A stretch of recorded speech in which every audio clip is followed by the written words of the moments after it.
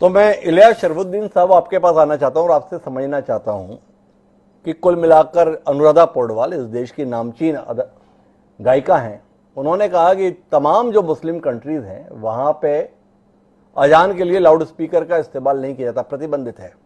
पर हिंदुस्तान में अगर कोर्ट ये आदेश दे रहा है या सरकारें चाहती हैं कि इस प्रकार की चीजों को बढ़ावा न दिया जाए तो अचानक इस्लाम खतरे में महसूस हो जाता है और डॉक्टर हितेश वाजपेयी को या उनके विचार से ताल्लुक रखने वाले लोगों को मजबूरी में दूसरे कदम उठाने पड़ते हैं। आपकी टिप्पणी, बहुत जरूरी है इस्लाम को बचाने के लिए लाउड स्पीकर का इस्तेमाल, हिजाब का इस्तेमाल बेहद जरूरी है। हिमांशु भाई, सबसे पहले मैं ये बता दूं, अनुराधा पौडवाल ने झूठ कहा है। सऊदी अरब, कतर, बहरीन, कुवैत वगैरह आप आकर देखिए, यहाँ आराम से रहकर देखिए, लाखों हिंदू भाई रहते हैं, बहनें रहती हैं, अजान सुकून से चल रही है 2 मिनट की और दुनिया भर को सबका मालिक रब ईश्वर एक बोलकर संदेश जा रहा है। दूसरा ये है कि हमारे पास अजान हो या गणेश मंडप हो या दुर्गा पंडाल हो या दूसरे मंदिरों में क्या यात्राओं में लाउड स्पीकर का इस्तेमाल सालों साल से चलता जा रहा था। इसको पॉलिटिकल लेवल पर इस्तेमाल कर दो धर्मों को लड़ाकर वोट की राजनीति शुरू हुई है पिछले 8 सालों से, वरना पहले ये नहीं थी। हलाल भी बहुत सालों से आराम से खाया जा रहा है, पूरी दुनिया में खाया जा रहा है। $1.5 ट्रिलियन से बड़ी इंडस्ट्री है हलाल की। लाखों हिंदू भाई बिजनेस कर अरबों रुपए कमाते हैं मिडिल ईस्ट में हलाल प्रोडक्ट्स का स्टैंप लगाकर। बाबा रामदेव खुद हलाल का स्टैंप लगाते हैं पतंजलि के प्रोडक्ट्स पर और अरबों रुपए कमा रहे हैं। ये मसला नहीं था, मसला हुआ पिछले 8 सालों से।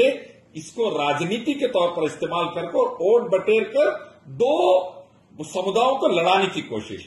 मसला यह है, 2018 में मैंने कहा था कि जो राजनीति और मोदी जी और अमित शाह और अजय दूसरे चल रहे हैं बीजेपी आरएसएस वाले, वो राजनीति 1000 से ऊपर गैस लेके जाएगी, 100 के ऊपर पेट्रोल लेकर जाएगी, 80 के ऊपर डॉलर लेके जाएगी। दलितों और मुसलमानों के खिलाफ क्राइम बढ़ेगा, भारत के अंदर आपस में लड़ाई झगड़े और हेट क्राइम ज्यादा होगा, मुल्ले काटे जाएंगे, राम राम चिल्लाएंगे, रामजादे हरामजादे वाली मसले और बढ़ेंगे। और आज ये हो रहा है। अनएम्प्लॉयमेंट टॉप पर है, क्राइम टॉप पर है, प्राइसेस हाई है, एकदम कीमतें एकदम आसमान को छू रही है, गरीब गरीब होता जा रहा है, अमीर अमीर होता जा रहा है।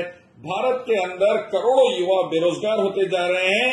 एक ही दिन में 1 लाख करोड़ से ज्यादा विदेशियों ने अपना पैसा निकाला है, फॉरेन डायरेक्ट इन्वेस्टमेंट, ऐसी चीजें आती जा रही है। और नतीजे में इसको छुपाने के लिए, दबाने के लिए हमको अजान हलाल झटका में उलझाया जा रहा है और भारत को बिल्कुल 50 नहीं 70 नहीं 200 साल पीछे ढकेल कर आपस में लड़वा मरवा कर फिर से गुलामी के रास्ते पर ले जाया जा रहा है। अल्लाह भारत वासियों की हिफाजत करे।